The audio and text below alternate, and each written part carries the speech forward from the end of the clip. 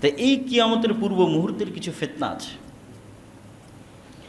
এই ফিতনাগুলোর মধ্যে সবচেয়ে ভয়াবহ ফিতনা হচ্ছে দাজ্জালের ফিতনা। আমি যদিও ধারাবাহিক বলবো সারমর্ম, কিন্তু তারপরও ভূমিকাতেই কিছু কথা বলে নিচ্ছি যে সবচেয়ে ভয়াবহ ফিতনা দাজ্জালের ফিতনা, যেটির বিষয়ে রাসূল সাল্লাল্লাহু আলাইহি ওয়াসাল্লাম বলেছেন যে আদম আলাইহিসসালাতু ওয়াসসালাম থেকে নিয়ে কিয়ামত পর্যন্ত যত ফিতনা পৃথিবীতে সংঘটিত হয়েছে, সেটা কওমে নূহের ফিতনা হোক, কওমে লুতের ফিতনা হোক, সেটা ফেরাউনের ফিতনা হোক, সেটা নমরুদের ফিতনা হোক, সেটা আদ সামুদ জাতির ফিতনা হোক, যত ফিতনা পৃথিবীতে এসেছে সবচেয়ে ভয়াবহ ফিতনা দাজ্জালের ফিতনা, যেটা উম্মতে মুহাম্মাদি মুখোমুখি হবে যে ফিতনার।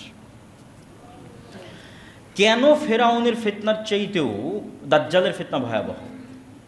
কেন নমরুদের ফিতনার চেয়েও দাজ্জালের ফিতনা ভয়াবহ? ফেরাউনের ফিতনা মোকাবেলা করেছে বানু ইসরাইল, দাজ্জালের ফিতনা মোকাবেলা করবে বানু ইসমাইল, উম্মতে মুহাম্মাদি। তাহলে কেন তাদের চাইতে দাজ্জালের ফিতনা ভয়াবহ, এটাও একটু বুঝতে হবে। কেন এই শুরুতে যে দুটো পয়েন্টে আলোচনা করেছি তার সাথে আলোচনার সম্পৃক্ততা আছে। আল্লাহ সুবহানাহু তাআলা এই পুরো কোরআনে, আমি বলেছি যে কোরআনের সারমর্মর একটা হচ্ছে আল্লাহর তাওহীদ। ঘুরিয়ে ফিরিয়ে আল্লাহ মানুষকে বুঝাতে থেকেছেন যে কেন আল্লাহর ইবাদত করতে হবে। অসংখ্য যুক্তি তর্ক আল্লাহ তুলে ধরেছেন পবিত্র কোরআন মাজিদে। যেমন সংক্ষিপ্ত দু একটা যুক্তি তর্ক বলি। কুরবানির আগে যে মসজিদে, আপনাদের বেরায়েদের যে মসজিদে আলোচনা করছিলাম, সেই মসজিদে বলছিলাম যে ইব্রাহিম আলাইহিস সালাম তার জাতিকে যুক্তি দিয়ে বুঝাচ্ছেন, তোমরা যে মূর্তির পূজা করো, এই মূর্তি কথা বলতে পারে না, কানে শুনতে পায় না, তাহলে যে কথা বলতে পারে না, শুনতে পারে না, তার তোমরা কেন ইবাদত করো? তো এইরকম অসংখ্য যুক্তি কোরআনে আল্লাহ তুলে ধরেছে। যে আকাশ থেকে বৃষ্টি বর্ষণ করতে পারে না, যে নদী নালা খাল বিল পাহাড় তৈরি করতে পারে না, তার তোমরা কেন ইবাদত করো? সেটাই মারিয়াম আলাইহিসসালাতু ওয়াসসালামের সন্তান ঈসা আলাইহিস সালাম হোক, সেটা শাহজালাল শাহপরাণ হোক, মা কালী মা দুর্গা, যত বাতিল ইলাহের ইবাদত মানুষ করতেছে, তারা কেউই রব হওয়ার প্রমাণ দিতে পারবে না।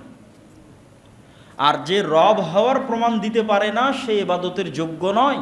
এই জন্য আল্লাহ সূরা ইখলাস, কুল হুয়াল্লাহু আহাদ যে সূরা, এই সূরার মধ্যে রব হওয়ার চ্যালেঞ্জ দিয়েছেন যে তুমি যদি ইবাদতের যোগ্য হতে চাও, রব হওয়ার চ্যালেঞ্জ গ্রহণ করো। লাম ইয়ালিদ ওয়া লাম ইউলাদ, তুমি কি জন্ম হয়েছো কারো পেটে? তাহলে তো তোমার মৃত্যু আছে। তুমি তো অনাদি অনন্ত নও, তাহলে তুমি কেমনে ইবাদতের যোগ্য? মানে জন্ম হলেই তো একটা নির্ধারিত সময় আগমন হয়েছে। যার নির্ধারিত সময় আগমন হয়েছে সে কেমনে রব হতে পারে? কেন রব মানে তো আসমান জমিন সব কিছু সৃষ্টি করতে হবে। ওয়ালাম ইয়াকুল্লাহু কুফুয়ান আহাদ, তোমার মতো কেউ আছে কিনা? এবং আয়াতুল কুরসিতেও একই চ্যালেঞ্জ দেওয়া আছে। আল্লাহু লা ইলাহা ইল্লা হুয়াল হাইয়ুল কাইয়্যুম, চিরঞ্জীব, মারা গেছে কিনা দেখো, মরলে ইবাদতের যোগ্য কেমনে হয়? যে চিরস্থায়ী চিরঞ্জীব সে ইবাদতের যোগ্য। লা তাখুযুহু সিনাতুন ওয়ালা নাওম, বিনা ঘুমে থাকতে পারি কিনা, বিনা রেস্টে থাকতে পারি কিনা দেখো। কে আছে, কোন মানুষ আছে বিনা ঘুমে টিকে আছে, বিনা খাওয়ায় টিকে আছে? নাই। তাহলে নাই মানে এটা তার দুর্বলতা। এই দুর্বলতা যার মধ্যে আছে সে কিভাবে রব হতে পারে? এরকম অসংখ্য যুক্তি আল্লাহ তুলে ধরেছে। যুক্তিগুলোর সারমর্ম হচ্ছে যে রব হওয়ার প্রমাণ দিতে পারবে না, সে ইবাদতের যোগ্য নয়।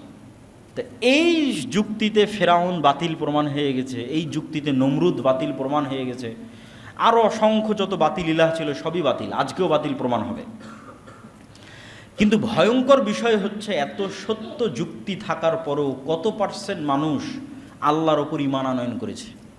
এত শক্তিশালী মজবুত যুক্তি থাকার পরেও আজকের কত পার্সেন্ট মানুষ শিরক মুক্ত আছে?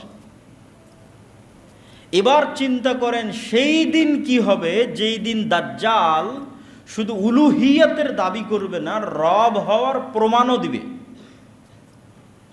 যেই দিন দাজ্জাল বলবে আকাশ বৃষ্টি বর্ষণ করো, তো আকাশ বৃষ্টি বর্ষণ করবে। জমিনকে বলবে ফসল উৎপাদন করো, তো ফসল উৎপাদন করবে। বলবে বৃষ্টি বর্ষণ করিও না, বৃষ্টি বর্ষণ হবে না। ফসল উৎপাদন করিও না, ফসল হবে না। এমনকি মানুষকে হত্যা করে ইনস্ট্যান্ট মৃত মানুষকে জীবিতও করতে পারবে দাজ্জাল। তার কাছে জান্নাত থাকবে, জাহান্নাম থাকবে। তাহলে রব হওয়ার যে আলামতগুলো থাকে, তার কিছু কিছু আলামত দাজ্জাল পূরণ করতে পারবে ইনস্ট্যান্ট। তাহলে চিন্তা করেন, মানুষ আজকের যুগে এমন কেউ নাই যে রব হওয়ার প্রমাণ দিতে পারবে, তারপরও মানুষ ওই বাতিল ইলাহগুলোর ইবাদত করতেছে। কোরআনের এত শক্ত শক্ত দলিল থাকার পরও, এত শক্ত যুক্তি থাকার পরও ওই সমস্ত বাতিল ইলাহের মানুষ ইবাদত করতেছে যাদের রব হওয়ার প্রমাণ তারা দিতে পারবে না। তাহলে এই মানুষগুলোর কি হবে সেই দিন, যেই দিন দাজ্জাল নিজের রব হওয়ার প্রমাণ দিয়ে দিবে? সেই দিন তো যারা আজকে তাওহীদপন্থী আছে এরাও পথভ্রষ্ট হয়ে যাবে। আপনাকে একটা ছোট্ট এক্সাম্পল দিই, উদাহরণ দিই। এই যে তেলের সংকট, গাড়িতে তেল পাওয়া যাচ্ছিল না কিছুদিন পূর্বেই, তেল নাই, বিদ্যুৎ নাই, কিছু নাই।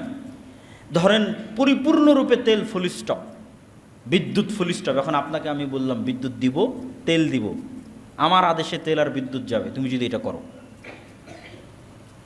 কয়টা মানুষ তার উলুহিয়াতের জায়গা ধরে রাখতে পারবে আল্লাহ সুবহানাহু ওয়া তাআলার প্রতি? তো এর চাইতেও ভয়ঙ্কর বিষয়ের কথা বলা হচ্ছে। আকাশ বৃষ্টি বর্ষণ বন্ধ করে দিবে, জমিন ফসল উৎপাদন বন্ধ করে দিবে, যেগুলোর বিবরণ আমরা শুনবো। তাহলে দাজ্জালের ফিতনা কেন ভয়াবহ? মানুষের ঈমান নিয়ে টানাটানি লেগে যাবে। কেন? এত শক্ত মজবুত দলিল থাকার পরেও মানুষ বাতিল ইলাহের ইবাদত ছাড়তে পারে না। তাহলে যেদিন দাজ্জাল আসবে সেই দিন কীভাবে সে তার ঈমান নিয়ে টিকবে? তাহলে পুরো ইসলামের দুইটা সারমর্মের উপর বিশ্বাস খুব মজবুত হতে হবে। এটা বক্তব্যের শেষে আর একবার বলবো। একটা হচ্ছে আল্লাহর তাওহীদের উপর বিশ্বাস, আর একটা হচ্ছে পরকালের উপর, পুনরুত্থানের উপর বিশ্বাস। এবার কিয়ামতের পূর্ব মুহূর্তে যে ফিতনাগুলো সংঘটিত হবে তার ধারাবাহিক বিবরণ কি? রাসূলুল্লাহ সাল্লাল্লাহু আলাইহি ওয়াসাল্লাম একটা হাদিসে বলছেন, উদুদ সিত্তাম বাইনি ওয়া বাইনা ইয়াদাই সাআহ, তোমরা 6টা জিনিস গণনা করে রাখো আমার মৃত্যু এবং কিয়ামতের মধ্যে। আমার এবং কিয়ামতের মধ্যে 6টা জিনিস গণনা করে রাখো। 1 নম্বর মাউতি, আমার নিজের মৃত্যু। রাসূল সাল্লাল্লাহু আলাইহি ওয়াসাল্লামের আগমন এবং তার মৃত্যু কিয়ামতের সবচেয়ে বড় আলামত। কেন? আগে যত নবী এসেছে প্রত্যেক নবীর পরে মানুষ তার পরবর্তী নবীর অপেক্ষা করেছে। মানুষের কাজ কি ছিল? একজন নবী চলে গেল, পরের নবীর অপেক্ষা করো, এটা মানুষের দায়িত্ব ছিল। এরপরে কে নবী আসতেছে দেখো। কিন্তু মুহাম্মদ সাল্লাল্লাহু আলাইহি ওয়াসাল্লাম আসার মাধ্যমে এবং তার মৃত্যুর মাধ্যমে পরবর্তী কোনো নবীর অপেক্ষা নয়। মানে বাক্যটা এরকম, ঈসা আলাইহিস সালাতু ওয়াস সালামের পরে কে? মুহাম্মদ সাল্লাল্লাহু আলাইহি ওয়াসাল্লাম। দাউদ আলাইহিস সালাতু ওয়াস সালামের পরে কে? সুলাইমান। তাহলে মুহাম্মদ সাল্লাল্লাহু আলাইহি ওয়াসাল্লামের পরে কে? শূন্যস্থান পূরণ হচ্ছে কিয়ামত। এটাই বাক্য। মুহাম্মদ সাল্লাল্লাহু আলাইহি ওয়াসাল্লামের পরেই কিয়ামত, আর কোনো নবী নাই তো। তাহলে মুহাম্মদ সাল্লাল্লাহু আলাইহি ওয়াসাল্লামের আগমন কিয়ামতের সবচেয়ে বড় আলামত এবং তার মৃত্যু কিয়ামতের সবচেয়ে বড় আলামত। 2 নম্বর তিনি বললেন মসজিদে আকসার বিজয়, তথা মসজিদে আকসা মুসলমানরা বিজয় করবে, যেটা ওমর রাদিয়াল্লাহু তাআলা আনহুর যুগে বিজয় হয়েছে একবার, সুলতান সালাহুদ্দিন আইয়ুবীর যুগে বিজয় হয়েছে একবার, সামনে হয়তো আরও হতে পারে। তারপর রাসূল সাল্লাল্লাহু আলাইহি ওয়াসাল্লাম বললেন ভয়াবহ মহামারী, ছাগল বা মুরগি এদেরকে যখন মহামারী মড়ক লাগে, এরা যেমন সব মরে সাফ হয়ে যায়, মানুষ এরকম মরে সাফ হয়ে যাবে। তো যখনই কোনো ভয়াবহ মহামারী আসে, তখনই সাহাবীদের যুগে সিরিয়াতে একটা ভয়াবহ মহামারী হয়েছিল, তারা মনে করতেন এটাই সেই মহামারী। তো এটা নির্ধারিত করা সম্ভব নয়, কিন্তু পৃথিবীতে ভয়াবহ মহামারী দেখা দিবে। সামনেও ভয়াবহ মহামারী আসতে পারে। 600 কোটি মানুষ মরে 10 কোটি থাকতে পারে, 50 কোটি থাকতে পারে, অস্বাভাবিক কিছু নয়। কেন? হাদিসের বাক্যের মৃত্যুর যে ভয়াবহতা, যে পশু প্রাণীতে যখন মড়ক লাগে তখন যেমন সম্পূর্ণরূপে সাফ হয়ে যায়, ওই রকম মানুষ সাফ হয়ে যাবে। তারপর রাসূল সাল্লাল্লাহু আলাইহি ওয়াসাল্লাম বললেন ধন সম্পদের আধিক্য, যে মানুষকে 100 টাকা দিলে সে এটাকে কম মনে করবে, 100 দিনার দিলে সে এটাকে কম মনে করবে। তো আগের যুগের আলেম ওলামা বহু যুগকে নির্ধারণ করেছেন যে এই যুগ সেই যুগ। যেমন ওমর ইবনে আব্দুল আজিজের যুগে এত বেশি পরিমাণে আল্লাহ বরকত এবং রহমত দিয়েছিলেন, ধন সম্পদের এত আধিক্য তৈরি হয়েছিল যে জাকাত নেওয়ার মতো মানুষ খুঁজে পাওয়া যেত না। তো এরকম অসংখ্য যুগকে তারা বলেছেন এই যুগ সেই যুগ। আল্লাহ সুবহানাহু ওয়া তাআলা ভালো জানে কোন যুগ সেই যুগ। সুম্মা ফিতনাতুন লা ইয়াবকা বাইতুম মিনাল আরাব ইল্লা দাখালাতহু, তারপরে এমন এক ফিতনার আবির্ভাব হবে যেই ফিতনা আরবের প্রত্যেক ঘরে প্রবেশ করবে। আরবের প্রত্যেক ঘরে, পৃথিবীর প্রত্যেক ঘরে নয়। কেউ ব্যাখ্যা করেছেন এই ফিতনা হচ্ছে আধুনিক যুগের মোবাইল, স্যাটেলাইট, টিভি ইত্যাদি। কিন্তু আমার মনে হয় কোরআন এবং হাদিসে যত জায়গায় ফিতনা শব্দ ব্যবহার হয়েছে সব জায়গায় মারামারি, গণ্ডগোল, হত্যা, বিগ্রহ ইত্যাদি বিষয় ব্যবহৃত হয়েছে। ফলত ফিতনা অর্থ যেহেতু সারা পৃথিবীর সব ঘর বলা হয়নি, আরবের প্রত্যেক ঘর, সেহেতু ফিতনা অর্থ গণ্ডগোল, গৃহযুদ্ধ, মারামারি। এখন যেমন আরব বিশ্ব উত্তপ্ত, এর চাইতেও আরও হাজার গুণ, লক্ষ কোটি গুণ উত্তপ্ত হয়ে যাবে, যে প্রত্যেকটা ঘর যুদ্ধে অংশগ্রহণ করবে, যুদ্ধে জড়িয়ে পড়বে। এবং আর এক হাদিস থেকে রাসূল সাল্লাল্লাহু আলাইহি ওয়াসাল্লামের এই আমি যে ব্যাখ্যা করেছি এটা সত্যতা পাওয়া যায়। রাসূল সাল্লাল্লাহু আলাইহি ওয়াসাল্লাম বললেন, অচিরেই ফোরাত নদীর তলদেশ থেকে স্বর্ণের পাহাড় বের হবে, এবং এই স্বর্ণের পাহাড় নিয়ে সারা আরব বিশ্ব যুদ্ধে জড়িয়ে পড়বে, মানে আরবের প্রত্যেকটা ঘর এটা নিয়ে যুদ্ধে জড়িয়ে পড়বে। তো এই স্বর্ণের ব্যাখ্যায় অনেকেই করেছেন যে বাস্তবে সত্যিকার অর্থে স্বর্ণ বের হবে।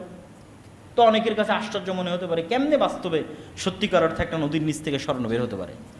তো আজ থেকে 200-300 বছর আগে যারা সৌদি, কুয়েত, কাতার, বাহরাইন, দুবাইয়ে বসবাস করত, আরব আমিরাতের যারা বসবাস করতো, এরা ছিল জেলে, মাঝি, গরিব, মিসকিন। ওই মানুষগুলোকে জীবিত করে বলেন যে আজকে দুবাইয়ের মাটির নিচে কোটি কোটি ব্যারেল তেল আছে, আর সেই তেল বিক্রি করে আমরা এই বুরুজ আল খলিফা তৈরি করেছি। ওরা বিশ্বাসই করতে পারবে না।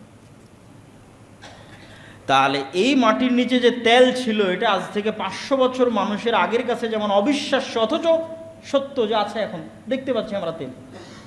তাহলে ওইটা যেমন তাদেরকে যদি আমি বলি আর নিচে তেল আছে, ওরা যে কই তেল, তারা তো বিশ্বাস করতে পারবে না। অথচ এখন আপনি তেল ব্যবহার করতেছেন ওই মাটির নিচ থেকে। তাই এইরকমই আপনাকে ঈমান রাখতে হবে যে হ্যাঁ, এর নিচে স্বর্ণ থাকতে পারে। অথবা কেউ কেউ বলেছেন যে আজকের যুগের তেল তো বাস্তব স্বর্ণের চেয়েও দামি। তো হয়তো রাসূল সাল্লাল্লাহু আলাইহি ওয়াসাল্লাম এটার কথাই বলেছে, আল্লাহ সুবহানাহু ওয়া তাআলা ভালো জানে। কিন্তু এই দুইটা বর্ণনায় যেটা বোঝা যাচ্ছে যে আরব বিশ্বের প্রতিটা ঘর একটা ভয়ঙ্কর যুদ্ধে জড়িয়ে পড়বে, গৃহযুদ্ধের মতো। এবং সেটা অবশ্যই দামি কোনো সম্পদকে নিয়ে হবে, তেল নিয়ে হোক অথবা বাস্তব স্বর্ণকে নিয়ে হোক।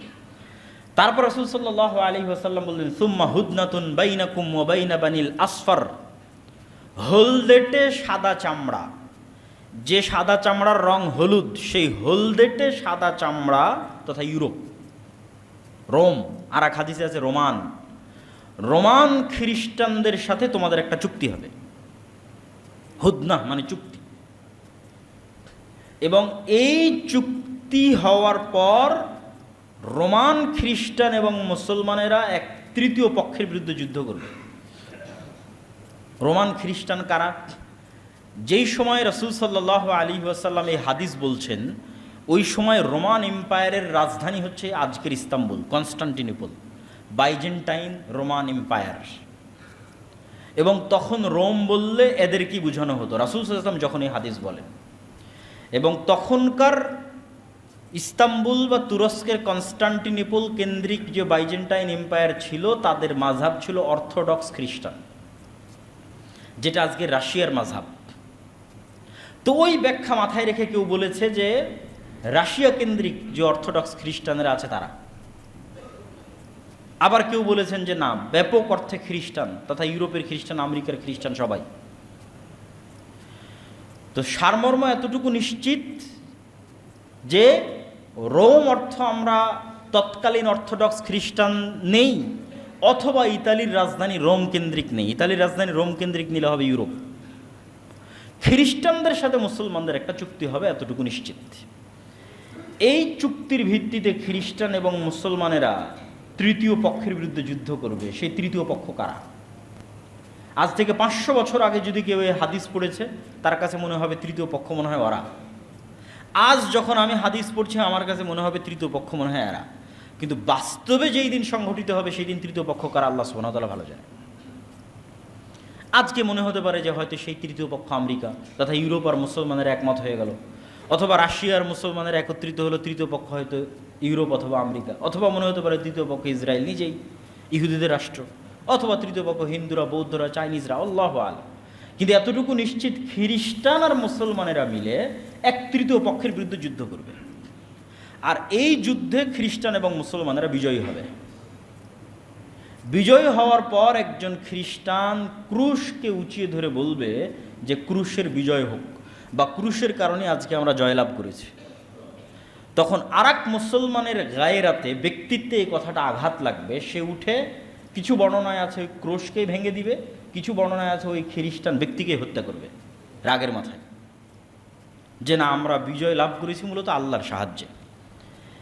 এই কথার ভিত্তিতে খ্রিস্টান এবং মুসলমানেরা মুখোমুখি দাঁড়িয়ে যাবে, বড় এক যুদ্ধে রূপ নেবে। এই যুদ্ধের বর্ণনা দিতে গিয়ে রাসূল সাল্লাল্লাহু আলাইহি ওয়াসাল্লাম বলছেন, লা তাকুমুস সাআহ হাত্তা ইয়ানজিলা রোম বিল আমাক আও বিদাবিক, ততদিন পর্যন্ত কিয়ামত হবে না যতদিন রোমান খ্রিস্টানেরা তোমাদের মোকাবেলায় যুদ্ধ না করছে আমাক এবং দাবেক নামক জায়গায়। আজকের যারা ভূগোল নিয়ে অ্যানালাইসিস করেন, তারা অ্যানালাইসিস করে দেখেছেন যে এই জায়গাটি হচ্ছে তুরস্ক এবং সিরিয়ার সীমান্তবর্তী অঞ্চল। আজকের তুরস্ক এবং আজকের সিরিয়ার যে সীমানা আছে এই সীমান্তবর্তী, হালব বলে আরবিতে, ইংরেজিতে বলে আলেপ্পো, এটা একটা প্রদেশ। এই প্রদেশের অন্তর্গত ইদলিব শহরের আশেপাশের দুইটা জায়গার নাম হচ্ছে আমাক এবং দাবেক, এখন ওই নামই আছে। এখানে যতদিন তোমরা মুখোমুখি না হচ্ছ খ্রিস্টানদের, ততদিন পর্যন্ত কিয়ামত হবে না। ওই যুদ্ধের বর্ণনা দিতে গিয়ে রাসূল সাল্লাল্লাহু আলাইহি ওয়াসাল্লাম বলছেন যে সেই দিন রোমান খ্রিস্টানরা 80টি পতাকার অধীনে একত্রিত হবে এবং তাহতা কুল্লি রায়াতিন, প্রত্যেক পতাকার অধীনে ইসনা আশারা 12,000 করে সেনাবাহিনী থাকবে, পদাতিক ইনফেন্ট্রি থাকবে, সশস্ত্র যোদ্ধা থাকবে। তো এই 80 পতাকা দ্বারা 80টা দেশ উদ্দেশ্য হতে পারে, 80টা জাতি উদ্দেশ্য হতে পারে, অথবা এমনি পতাকা 80টা উদ্দেশ্য হতে পারে, আল্লাহু আলাম। আর 80 দিয়ে 12,000কে গুণ দিলে প্রায় 9.5 লক্ষ থেকে 10 লক্ষ, তথা প্রায় 10 লক্ষের বিশাল সেনাবাহিনী তোমাদের বিরুদ্ধে উপস্থিত হবে, 10 লক্ষ। আর এই যুদ্ধটাকেই বলা হয়েছে মালহামা। আর এই যুদ্ধকেই বাইবেল এবং তাওরার প্রফেসি অনুযায়ী আরমাগেড্ডন, কিয়ামতের পূর্ব মুহূর্তে সংঘটিত হওয়া ভয়াবহ যুদ্ধ বলা হয়েছে। এবং এই ভয়াবহ যুদ্ধের বিবরণ দিতে গিয়ে রাসূল সাল্লাল্লাহু আলাইহি ওয়াসাল্লাম বলেন, হাদিসের কিছু বর্ণনা অনুযায়ী যুদ্ধ চলবে 4 দিন, কিছু বর্ণনা অনুযায়ী 6 দিন। আর এই যুদ্ধে এত মানুষ মারা যাবে যে রাসূলুল্লাহ সাল্লাল্লাহু আলাইহি ওয়াসাল্লাম বলছেন, কোনো এক বংশে যদি 100 জন মানুষ থাকে 99 জন মারা যাবে। এই জন্য যে একজন বেঁচে থাকবে ওই একজন খুশি হবে না, কেননা উত্তরাধিকার নাই, উত্তরসূরি নাই। কিসের খুশি হবে? সম্পদে আনন্দ পাবে না, গনিমতের মাল বন্টনে আনন্দিত হবে না। আর এক বর্ণনায় রাসূল সাল্লাল্লাহু আলাইহি ওয়াসাল্লাম বলছেন, একটা পাখি যদি আকাশে 1 মাস উঠতে থাকে তাহলে লাশের সারি শেষ করতে পারবে না এবং লাশের দুর্গন্ধে বসার মতো কোনো খালি জায়গা না পেয়ে পড়ে গিয়ে মারা যাবে, একটানা যদি 1 মাস উঠতে থাকে। এই রকম ভয়াবহ ভয়ঙ্কর যুদ্ধ পৃথিবীতে আর অতীতে কোনোদিন হয়নি, ভবিষ্যতেও কোনোদিন হবে না। এই যুদ্ধ হচ্ছে সেই যুদ্ধ। এই যুদ্ধে মুসলমানদের অবস্থা কি হবে? রাসূল সাল্লাল্লাহু আলাইহি ওয়াসাল্লাম বলছেন, ইয়াখরুজু মিনাল মাদিনা খিয়ারু আহলিল আরজ, এই যুদ্ধে অংশগ্রহণ করার জন্য মদিনা মুনাওয়ারা থেকে তৎকালীন বিশ্বের সর্বশ্রেষ্ঠ আল্লাহওয়ালা তাকওয়াবান পরহেজগার মানুষরা বের হবে।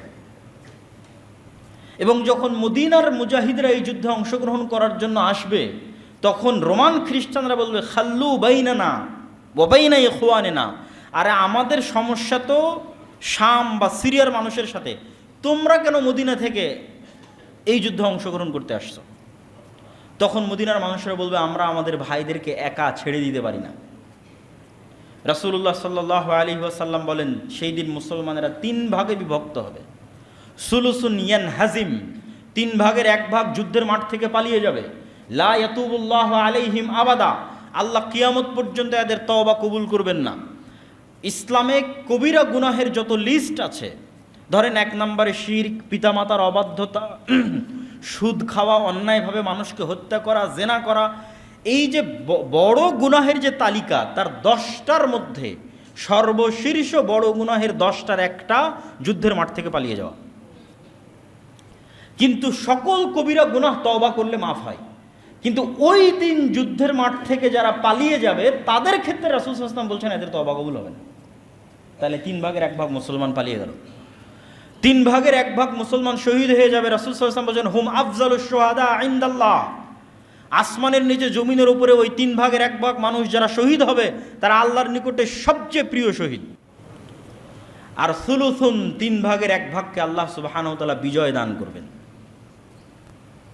হুম লা ইফতানুনা আবাদা, এই যে তিন ভাগের এক ভাগ মানুষ বিজয় হলো, এরা মৃত্যু পর্যন্ত আর কোনোদিন ফিতনায় পতিত হবে না। মানে এই তিন ভাগের এক ভাগ মানুষ দাজ্জালের ফিতনা থেকেও মুক্ত থাকবে, এই তিন ভাগের এক ভাগ মানুষ ইয়াজুজ মাজুজের ফিতনা থেকেও মুক্ত থাকবে। সামনে আর যে ফিতনায় আসুক না কেন, ওই ফিতনায় তারা তাদের ঈমান হারা হবে না, এদের ঈমান মাহফুজ হয়ে গেছে যারা বিজয়ী হবে। তারপরে ইয়াফতাতিহুনা কুস্তুনতুনিয়া, এই বিজয়ের পর তারা কনস্টান্টিনোপল বিজয় করবে, আজকের তুরস্কের রাজধানী ইস্তাম্বুল। রাসূল সাল্লাল্লাহু আলাইহি ওয়াসাল্লাম বলছেন। তো ইস্তাম্বুল তো এখন মুসলমানদের কাছে আছেই। যখন আল্লাহর নবী হাদিস বলেন তখন ইস্তাম্বুল মুসলমানদের কাছে ছিল না। শুধু তাই নয়, ইসলামের পুরো ইতিহাসের একটা আশ্চর্যজনক পয়েন্ট আপনাদেরকে বলি। মুসলমানেরা যখন ক্রুসেডের যুদ্ধে, যখন ভয়ঙ্কর 200 বছর যাবৎ ক্রুসেডের যুদ্ধে মুসলমানেরা আছে, মসজিদ আকসা হারিয়ে ফেলেছে, তখনও কিন্তু ইস্তাম্বুল কনস্টান্টিনোপল মুসলমানদের হাতে নাই। যখন মুসলমানেরা মঙ্গোলীয়দের বিরুদ্ধে বাগদাদে আব্বাসীয় খেলাফতের পতন হয়ে যাচ্ছে, তখনও কিন্তু কনস্টান্টিনোপল কুস্তুনতুনিয়া মুসলমানদের হাতে নেই। এগুলোর পরে মুসলমানেরা ওসমানী সালতানাতের সময় মোহাম্মদ আল ফাতেহ কনস্টান্টিনোপল বা কুস্তুনতুনিয়া বিজয় করেছে, অনেক পরে। তো আল্লাহর নবী কিয়ামতের পূর্ব মুহূর্তেও কুস্তুনতুনিয়া বিজয়ের ভবিষ্যৎবাণী করছেন। তার অর্থ হচ্ছে হয়তো এই কনস্টান্টিনোপল, এই ইস্তাম্বুল, এই তুরস্ক একদিন মুসলমানদের হাত থেকে বেরিয়ে যাবে। তাহলে না মুসলমানেরা বিজয় করবে।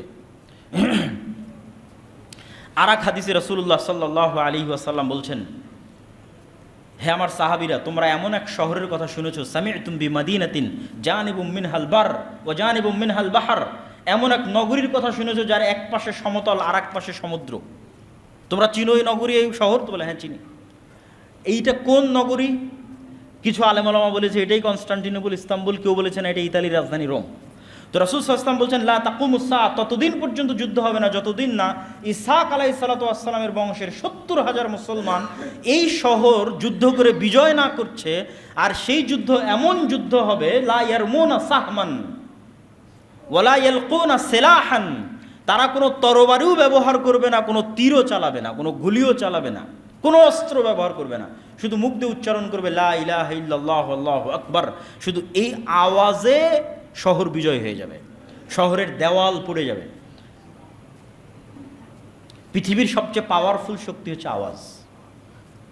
এই হাদিস বলে আমি আমার জিকিরের আলোচনায় বলেছি, এই হাদিস বলে যে পৃথিবীর সবচেয়ে পাওয়ারফুল এনার্জি, পাওয়ারফুল জিনিস হচ্ছে আওয়াজ।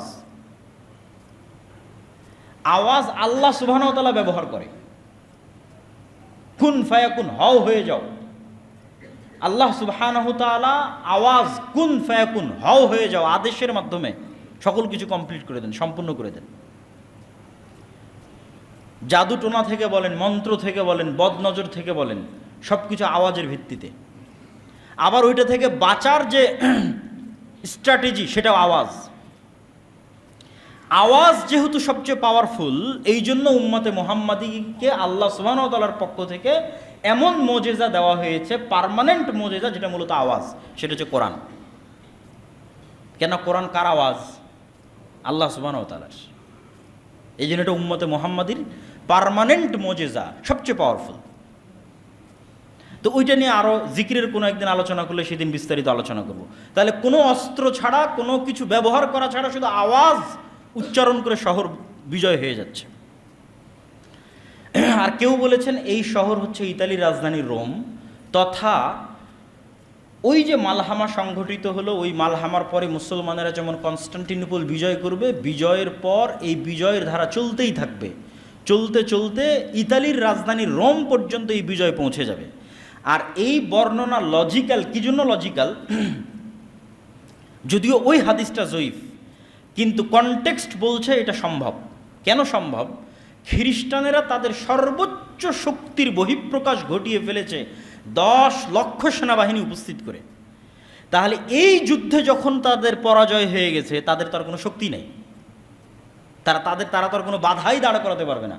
কেননা সর্বোচ্চ শক্তির বহিঃপ্রকাশ ঘটিয়েছে 10 লক্ষ সেনাবাহিনী সন্নিবেশিত করে। তাহলে এখন আর সারা বিশ্বে মুসলমানদের বাধা প্রদানকারী আর কোনো শক্তি বাকি নেই। ফলত মুসলমানরা শুধু কনস্টান্টিনোপল বিজয় করবে না, পুরো ইউরোপ বিজয় করবে, মসজিদে আকসা বিজয় করবে, পুরো ভারত বিজয় করবে। এগুলো সব দাজ্জাল আসার পূর্বেই হবে। এই জন্য কেউ কেউ মনে করে যে দাজ্জাল পৃথিবীতে আসার আগে পুরো পৃথিবীর কন্ট্রোল নাকি দাজ্জাল নিজের হাতে নিবে। আমি এই চিন্তা চেতনায় বিশ্বাস করি না। হাদিসের কনটেক্সট বলতেছে দাজ্জাল বের হওয়ার আগেই, ঈসা আলাইহিস সালাতু ওয়াস সালাম আসার আগেই সারা পৃথিবী মুসলমানরা বিজয় করে নিচ্ছে। এখনও তো দাজ্জাল আসেনি। 10 লক্ষ সেনাবাহিনী পরাজিত হয়ে গেছে, কনস্টান্টিনোপল বিজয় হচ্ছে, ইতালির রাজধানী রোম বিজয় হচ্ছে। কোনো নবী নাই, নতুন কোনো নবী নাই, নতুন কোনো কোরআন নাই, নতুন কোনো হাদিস নাই, আমার আপনার মতো মুসলমানেরা বিজয় করতেছে। আল্লাহু আকবার। এই যে এই বিজয়ে নতুন কোনো নবী আছে, নতুন কোনো কোরআন আছে, নতুন কোনো হাদিস আছে? এই কোরআন পড়ে আর এই হাদিস পড়ে আমার এবং আপনার মতো মুসলমানেরা বিজয় করতেছে। তখনও দাজ্জালও আসেনি, ঈসা আলাইহিস সালামও আসেনি। তো মুসলমানদের এই অপ্রতিরোধ্য বিজয় ধারা যখন সারা পৃথিবীতে ছড়িয়ে পড়বে এবং দাজ্জালের যে প্রজেক্টগুলো আছে এগুলো বাস্তবায়ন করার মতো কোনো শক্তি যখন পৃথিবীতে বাকি থাকবে না, তখন মাসীহ হিসেবে দাজ্জালের আগমন হবে। দাজ্জালের নামও মাসীহ, ঈসা আলাইহিস সালাতু ওয়াস সালামের নামও মাসীহ। মাসীহ শব্দের অর্থ বিপদ থেকে উদ্ধারকারী। দুইজনই মাসীহ, একজন সত্য মাসীহ, একজন মিথ্যা মাসীহ, একজন ধোকাওয়ালা মাসীহ আর একজন সত্যিকারের অর্থে মাসীহ। তাহলে দাজ্জাল বিপদ থেকে উদ্ধার করবে কাদেরকে? ও তো মাসীহ, ওকে তো কাউকে না কাউকে বিপদ থেকে উদ্ধার করতে হবে। তো বিপদে না পড়লে উদ্ধার করবে কিভাবে? তথা যত বাতিল শক্তি আছে সকল বাতিল শক্তি বিপদে পড়ে গেছে। ওই যে মুসলমানরা সারা পৃথিবী বিজয় করে নিচ্ছে। তো এখন দাজ্জালকে নিজেকেই বের হতে হবে বিপদ থেকে বাঁচানোর জন্য, ইহুদি এবং খ্রিস্টানদেরকে। এই জন্য সে মাসীহ। আর সত্যিকার অর্থেই দাজ্জাল যখন বের হবে তখন সে ইহুদিদের মাসীহ হিসেবে বের হবে। এবং আজকের মুসলমানেরা যারা এই মালহামা বিজয় করলো, যারা কনস্টান্টিনোপল বিজয় করলো, যারা ইতালি বিজয় করলো, মসজিদে আকসা, ভারত ইত্যাদি সব বিজয় করলো, সারা পৃথিবী তাদের কন্ট্রোলে, তারা এক দিনে, এক সেকেন্ডে দাজ্জালের আবির্ভাবের মাধ্যমে সকল ক্ষমতা হারিয়ে ফেলবে। একদিনে, এক সেকেন্ডে সকল ক্ষমতার কেন্দ্রবিন্দু চলে যাবে দাজ্জালের হাতে। কেন? সে অতি অলৌকিক, অতি এক্সট্রা অর্ডিনারি পাওয়ার দিয়ে আল্লাহ সুবহানাহু ওয়া তাআলা তাকে পাঠাবে। দাজ্জালের এই বিশ্বাসকে বাইবেলের প্রফেসিতে বলা হয়েছে অ্যান্টিক্রাইস্ট। 3টা ধর্মই, ইহুদি, খ্রিস্টান এবং মুসলমান, 3টা ধর্মই বিশ্বাস করে কিয়ামতের পূর্ব মুহূর্তে একজন মাসীহ উদ্ধারকারী আসবেন। খ্রিস্টানেরা তো এ পর্যন্ত বিশ্বাস করে যে ঈসা আলাইহিস সালাম আসবেন, কিন্তু খ্রিস্টানদের ঈসা আলাইহিস সালাম আসা আর আমাদের ঈসা আলাইহিস সালামের আসার মধ্যে পার্থক্য কি? খ্রিস্টানরা বিশ্বাস করে ঈসা আলাইহিস সালাম মারা গেছেন, পুনরুজ্জীবিত হয়ে আসবেন। আর আমাদের বিশ্বাস যে ঈসা আলাইহিস সালাম মারা যাননি, আল্লাহ আকাশে উঠিয়ে নিয়েছেন, আবার পাঠাবেন। কিন্তু খ্রিস্টানরাও জানে যে ঈসা আলাইহিস সালাম আসবে। এবং আজকের খ্রিস্টানদের সাথে ইহুদিদের যে ঐক্য, এই ঐক্যের পিছনের লজিকটা কি জানেন? যেখানে ইহুদিরা বিশ্বাস করে মারিয়াম আলাইহিস সালাতু ওয়াস সালাম হচ্ছেন নাউজুবিল্লাহ ব্যভিচারিণী এবং ঈসা আলাইহিস সালাতু ওয়াস সালাম হচ্ছেন অবৈধ সন্তান, নাউজুবিল্লাহ, সেখানে তো খ্রিস্টানদের সাথে ইহুদিদের মার কাট সম্পর্ক হওয়ার কথা। তা না হয় ওরা আজকে জোট হয়ে গেল কী করে? আজীবন এদের মধ্যে মার কাট সম্পর্ক ছিল। তো এটার ব্যাখ্যায় অনেকেই লিখেছেন যে খ্রিস্টানরা বিশ্বাস করে যতদিন আমরা ইহুদিদেরকে জেরুজালেমে প্রতিষ্ঠিত না করতে পারবো ততদিন অ্যান্টিক্রাইস্ট আসবে না, আর যতদিন অ্যান্টিক্রাইস্ট আসবে না ততদিন ঈসা আলাইহিস সালাম আসবে না। ফলত ইহুদিদেরকে হেল্প করে এদেরকে জেরুজালেমে একত্রিত করো, তাহলে অ্যান্টিক্রাইস্ট আসবে, অ্যান্টিক্রাইস্ট আসলে ঈসা আলাইহিস সালাম আসবে। এগুলো আমার যে একটা লম্বা বিস্তারিত ভিডিও আছে এই কিয়ামতের পূর্ব মুহূর্তের ফিতনা সম্পর্কে আল ইতিসাম টিভিতে, সেখানে আরও বিস্তারিত বলা আছে। তো জুমার খুতবাতে এত সময় পাওয়া যাচ্ছে না। তো আমরা চলে আসলাম দাজ্জালের পয়েন্টে।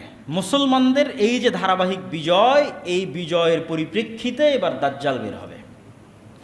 দাজ্জাল সম্পর্কে রাসূলুল্লাহ সাল্লাল্লাহু আলাইহি ওয়াসাল্লামের 2টা হাদিস না বললেই নয়। একটা হাদিস হচ্ছে তামিম আদ-দারির হাদিস, যে একদিন আল্লাহর নবী মসজিদে নববীতে সব মানুষকে সালাতের বলেছে বসো। আজকে আমি তোমাদেরকে নিজে থেকে কোনো হাদিস শোনাতে আসিনি, আজকে আমি এমন এক হাদিস শোনাবো যে হাদিস তামিম আদ-দারি আমাকে শুনিয়েছে। যে হাদিসের কথা আমি তোমাদের বলতাম, আমি তোমাদের দাজ্জালের গল্প শোনাতাম, আজ তামিম আদ-দারির মুখে তোমরা শোনো দাজ্জালের গল্প। তামিমাত দাঁড়ি আমাকে শোনাচ্ছে, সে তামিমাত দাঁড়ি এসে রজুলান নাসরানিয়ান বায়া ওয়া আসলামা, সে তামিমাত দাঁড়ি এসে আগে আমার হাতে হাত রেখে ইসলাম গ্রহণ করেছে, বায়াত করেছে, তারপরে ঘটনা শুনিয়েছে। এখন সেই ঘটনা আমি তোমাদের শোনাচ্ছি যে তামিমাত দাঁড়ি লাখম এবং জুজাম এই দুইটা গোত্রকে নিয়ে নৌকাতে করে, জাহাজে করে, পানি জাহাজে করে আরোহণ করেছিল 1 মাস। লাইবা বিহিমুল মাউজ, সমুদ্রের ঝড় বৃষ্টি বাতাসে কোন দিকে জাহাজ যাচ্ছে বুঝতে পারে না। 1 মাস পর যখন জাহাজ থেমেছে তখন একটা দ্বীপে গিয়ে ভিড়েছে। সেই দ্বীপে যখন তারা নামে তখন দেখে দাব্বাতুন, একটা প্রাণী, যেই প্রাণী এত বেশি লোমে ঢাকা যে লা ইউদরা লা ইউরাফু কুবুলুহু মা কুবুলুহু মিন দুবুরিহি লিকাসরাতি শারি, অতিরিক্ত চুল দিয়ে ঢাকা থাকার কারণে মুখ কোন দিকে আর পিছন কোন দিকে তা বোঝা যাচ্ছে না। তখন আমরা বললাম ওয়াইলাক, তোমার ধ্বংস হোক, মা আনতি, কে তুমি? তো বলে ও উত্তরে বলে আনাল জাসাস, আমি হচ্ছে গোয়েন্দা। তো প্রাণী কথা বলতেছে, পশু প্রাণী কথা বলতেছে, এইটাতে আশ্চর্য হয়ে তারা মনে করছে তো জিন। আমরা তো কোনোদিন কোনো গরু ছাগলকে কথা বলতে দেখিনি, বাঘ মহিষ ভেড়াকে কথা বলতে দেখিনি, তো একটা প্রাণীর মতো আকৃতি, এ কথা বলে কিভাবে? তো কিয়ামতের পূর্ব মুহূর্তে আর একটা আলামত আছে দাব্বাতুল আরজ বের হওয়ার, যে প্রাণী কথা বলবে, এবং এটা অসম্ভব কঠিন কিছু না। আর মানুষের তৈরি এআই, আর্টিফিশিয়াল ইন্টেলিজেন্স কথা বলতেছে সবসময় আপনার সাথে, চ্যাট জিপিটি, জেমিনি। তো আল্লাহ সুবহানাহু ওয়া তাআলার তৈরি, যার মধ্যে রূহ আছে, ওর মধ্যে তো রূহ আছে। গরু ছাগল মহিষ ভেড়া কথা বলতে পারবে না? আল্লাহ কথা বলার তৌফিক দিলেই কথা বলতে পারবে, অস্বাভাবিক অসম্ভব কিছু না। তো তাকে আমরা বললাম তুমি মনে হয় জিন। তো বলে তাহলে আশেপাশে একজন মানুষ আছে, তোমাদের অপেক্ষা আছে, সেখানে যাও। আমি দ্রুত শর্টকাটে শেষ করে দিচ্ছি। আমরা তাড়াহুড়া করে তার কাছে গেলাম, গিয়ে দেখি আযামু ইনসানিন, বিশাল দেহের একটা মানুষ। এই জায়গায় অনেক নাস্তিক যুক্তি স্থাপন করেছে যে এত বিশাল দেহের দাজ্জাল মানুষ আবার কীভাবে হতে পারে, যেখানে রাসূল সাল্লাল্লাহু আলাইহি ওয়াসাল্লাম বলছেন আমাদের পিতা আদম আলাইহিস সালাতু ওয়াস সালাম 60 হাত, 60 হাত মানে 10 তলার সমান উঁচু। তা আদম আলাইহিস সালাতু ওয়াস সালাম যদি 10 তলার সমান উঁচু হতে পারে, তো তার সন্তান দাজ্জাল বড় হতেই পারে। আমরা না হয় সাইজে খাটো হয়ে গেছি, তার মানে দাজ্জাল বড় হবে না, এটা অস্বীকার করার কোনো ওয়ে নাই, যেখানে আদম আলাইহিস সালাম নিজেই 10 তলার সমান উঁচু। এবং জান্নাতে যখন মানুষ যাবে তখন আদম আলাইহিস সালাতু ওয়াস সালামের আকৃতির হবে, পিতার আকৃতিতে মানুষ জান্নাতে প্রবেশ করবে। তো আমাদের দেখে সে জানতে চাইলো, তাকে রশি দিয়ে বাঁধা আছে, লোহার জিঞ্জির দিয়ে বাঁধা আছে। জানতে চাইলো আমরা কারা, আমরা বললাম আমরা এই। তারপরে সে 3টে প্রশ্ন করলো যে নাখাল বাইসান সম্পর্কে বলো, আইনে জোগার সম্পর্কে বলো, বহাইরা তাবারিয়া সম্পর্কে বলো, নাবিয়ুল উম্মিন সম্পর্কে বলো। বহাইরা তাবারিয়াকে ইংরেজিতে বলা হয় লেক অফ টাইবেরিয়া অথবা সি অফ গ্যালিলি, এটা ইসরায়েলের সীমানার অন্তর্ভুক্ত এখন। এবং বাইবেলের প্রফেসি অনুযায়ী, তাওরাতের প্রফেসি অনুযায়ী ঈসা আলাইহিস সালাতু ওয়াস সালাম যত মুজিজা দেখাতেন তার বেশিরভাগ এই সি অফ গ্যালিলির আশেপাশে দেখাতেন। এই জন্য সারা ইউরোপ এবং আমেরিকা থেকে এই sea of Galilee, lake of Tiberias দেখার জন্য খ্রিস্টানরা আসে, ভিজিট করতে আসে। তো বলে ওখানে কি পানি আছে? তো বলে হ্যাঁ আছে। তো বলে অচিরেই সেখানে একদিন পানি থাকবে না। নাখাল বাইসান সম্পর্কে বলো। বাইসান এই শহরটাও বর্তমান ইসরায়েলের সীমানার অন্তর্ভুক্ত একটা শহর। বর্তমান হিব্রু নাম হচ্ছে বাইত শিয়ান। হিব্রু এবং আরবি খুবই মিল সম্পূর্ণ একটা ভাষা, এবং নবীদের নামের উচ্চারণে ইংরেজির সাথে উল্টাপাল্টা হয়েছে আরবিতে, কিন্তু হিব্রুর সাথে হবে না। যেমন ইংরেজিতে গিয়ে ইউসুফকে বলেছে জোসেফ, কিন্তু হিব্রুতে হবে না, হিব্রুতে ইউসুফ ইউসুফি। হিব্রু এবং আরবি খুবই নিকটস্থ এবং মিলওয়ালা ভাষা। তো ইহুদিদের মূল তাওরাত হিব্রুতে। তো হিব্রু ভাষা অনুযায়ী বাইত শিয়ান, আরবিতে বাইসান। ওখানে একটা খেজুর বাগান আছে, অচিরে সেখানে খেজুর আবাদ হবে না। আর একটা ঝর্ণার কথা বলো আইনে জোগার। তো তাওরাত এবং বাইবেলের বর্ণনা অনুযায়ী লূত আলাইহিস সালাতু ওয়াস সালামের শহরকে যখন আল্লাহ উল্টিয়ে দিলেন, তখন লূত আলাইহিস সালাতু ওয়াস সালামকে যেই ঝর্ণার পাশে আশ্রয় দেওয়া হয়েছিল সেই ঝর্ণা হচ্ছে আইনে জোগার। এই জন্য আজকের খ্রিস্টানরা ওই আইনে জোগার ভিজিট করতে আসে। তো বলে ওখানে যে পানি আছে এই পানি একদিন থাকবে না। আর সর্বশেষ কি, যিনি লিখতে জানেন না পড়তে জানেন না, এই নবীর কি খবর? আমাদের নবী মুহাম্মদ সাল্লাল্লাহু আলাইহি ওয়াসাল্লাম লিখতে জানেন না পড়তে জানেন না, তো বলে তিনি তো এসেছে। এই হলো দাজ্জালের সাথে তামিমাত দাঁড়ির কথোপকথন। এই কথোপকথনের পর রাসূল সাল্লাল্লাহু আলাইহি ওয়াসাল্লাম বললেন যে দাজ্জাল পৃথিবীতে বের হবে, 40 দিন পৃথিবীতে থাকবে। তার প্রথম দিন হবে 1 বছর, দ্বিতীয় দিন হবে 1 মাস, তৃতীয় দিন হবে 1 সপ্তাহ, আর চতুর্থ দিন থেকে বাকি 37 দিন হবে স্বাভাবিক দিন। তথা ইন টোটাল 1 বছর 2 মাস 14 দিন পৃথিবীতে অবস্থান করবে দাজ্জাল। কিভাবে দাজ্জালের আসার পর একদিন এক বছরের সমান হবে, আল্লাহ সুবহানাহু ওয়া তাআলা ভালো জানে। কিন্তু আল্লাহ সুবহানাহু ওয়া তাআলার মূলনীতি অনুযায়ী পৃথিবী পরিচালনায় আল্লাহর সুন্নাত যদি মানুষ অ্যানালাইসিস করে, তাহলে দেখবে যে আল্লাহ সুবহানাহু ওয়া তাআলা সাধারণত হুট করে কিছু করেন না, ঘটনার পরিপ্রেক্ষিতেই ঘটনা ঘটতে থাকে, এটাই নিয়ম। তথা ইউসুফ আলাইহিস সালাম কুয়ায় পড়ে গেছে, তো আল্লাহ জিবরাইলকে পাঠাবেন যে যাওয়াকে কুয়া থেকে বাঁচাও, সাধারণত আল্লাহ এরকম করেন না। ওইটা একটা ঘটনার প্রেক্ষিতে আল্লাহ ইউসুফকে বাঁচাবেন। একদল ব্যবসায়ী ওদিক দিয়ে যাচ্ছে, ওদের পানির দরকার হচ্ছে, পানি উঠানোর জন্য কুয়াতে বালতি ফেলতেছে, সেই বালতির সাথে ইউসুফ আলাইহিস সালাম উঠে আসতেছে, ঘটনার মাধ্যমে আল্লাহ তাকে বাঁচাচ্ছেন। যখন মানুষ ইউসুফ আলাইহিস সালামকে জেলে দিয়ে দিল, তো জেলের দরজা ভেঙে, জেলের গেট ভেঙে ফেরেশতা পাঠিয়ে ইউসুফকে বের করা, এটা আল্লাহর জন্য তো কিছুই নয়। কিন্তু ইউসুফ আলাইহিস সালামকে জেল থেকে বের করা হবে অত্যন্ত ধারাবাহিক একটা ঘটনা পরিক্রমায়। বাদশা স্বপ্নে দেখবে, সেই স্বপ্নের ব্যাখ্যা কেউ জানে না, কে জানে? ইউসুফ জানে। ইউসুফকে ডাকো, স্বপ্নের ব্যাখ্যা করতে গিয়ে তাকে মুক্তি দিয়ে দিচ্ছে। সাধারণত আল্লাহ সুবহানাহু ওয়া তাআলা লাতিফ, তিনি যা কিছু করেন সূক্ষ্মভাবে করেন, হুট করে হুমজিকেল আল্লাহ সুবহানাহু ওয়া তাআলা সাধারণত করেন না। আল্লাহ চাইলে করতে পারেন, যে এখনও আল্লাহ সুবহানাহু ওয়া তাআলা চাইলে করতে পারেন যে সূর্যকে থামিয়ে দিলেন, একদিন এক বছরের সমান হয়ে যাবে। ইউশা বিন নুন যখন জেরুজালেম বিজয় করে, তখন আল্লাহ সূর্যকে থামিয়ে দিয়েছিলেন জেরুজালেম বিজয়ের জন্য, সহিহ হাদিস। কিন্তু ঘটনার ধারাবাহিকতায় ঘটবে, এটার সম্ভাবনা বেশি। তথা দাজ্জালের আগমনটাই এত ব্যতিক্রম, যে ব্যতিক্রম ঘটনার সামাল দিতে গিয়ে আসমান এবং জমিনের যে ধারাবাহিক প্রক্রিয়া আছে, নিজাম আছে, সিস্টেম আছে, এই সিস্টেমকে ওই ধাক্কা সামাল দিতে গিয়ে অটোমেটিক সূর্যকে একদিন হবে এক বছরের সমান, তারপরের দিন হবে এক মাসের সমান, তারপরের দিন হবে এক সপ্তাহের সমান, তারপরে ধারাবাহিক স্বাভাবিক হয়ে যাবে। সেইটা কি ঘটনা আল্লাহ সুবহানাহু ওয়া তাআলা ভালো জানে। সেই ঘটনার বিষয়ে আমরা বলতে পারবো না যে সেটা কি ঘটনা, কিন্তু দাজ্জালের আগমনটাই এত ব্যতিক্রম হবে। রাসূল সাল্লাল্লাহু আলাইহি সাল্লাম তার দ্রুততার সম্পর্কে বলছেন, গাইসিন ইস্তাদবারাতুর রিহ, আকাশে ঝড়ের সময় মেঘমালা যত দ্রুত চলে, দাজ্জাল অত দ্রুত চলবে। তা আল্লাহ নবী কেনই বা মেঘের উদাহরণ দিলেন, আর কেনই বা ঝড়ের উদাহরণ দিলেন? রাসূল সাল্লাল্লাহু আলাইহি সাল্লাম তো আর জানতেন না যে আকাশে বিমান উড়ে, আকাশে রকেট উড়ে, তাও জানতেন না। কিন্তু উদাহরণ দিচ্ছেন কি, মেঘমালা ঝড়ের সময় যত দ্রুত চলে, দাজ্জাল সেইভাবে চলবে। তো দাজ্জালের মেঘমালা চলা বেশি আশ্চর্যের না সুলাইমান আলাইহিস সালাতু ওয়াস সালামের সিংহাসন বাতাসের আদেশে, তার আদেশে বাতাস অধীনস্থ থাকতো আর আকাশে উঠতো, ওইটা বেশি আশ্চর্যের। যেগুলো আগে ঘটে গেছে এগুলো বেশি আশ্চর্যের, আর যেগুলো পরে ঘটবে বলা হচ্ছে এগুলো অত আশ্চর্যের নয়। তথা দাজ্জাল আকাশে উড়বে অথবা আকাশে তার ওরকম কোনো যন্ত্র থাকবে, আল্লাহ আলাম, আল্লাহ ভালো জানে কি হবে, কিন্তু তার গতির কথা বলা হচ্ছে, ওইটা বেশি আশ্চর্যের না সুলাইমান আলাইহিস সালাতু ওয়াস সালাম যেটা ঘটিয়েছেন ওইটা বেশি। সুলাইমান আলাইহিস সালাম তো বেশি আশ্চর্য, ওটা তো অতীতে ঘটেই গেছে।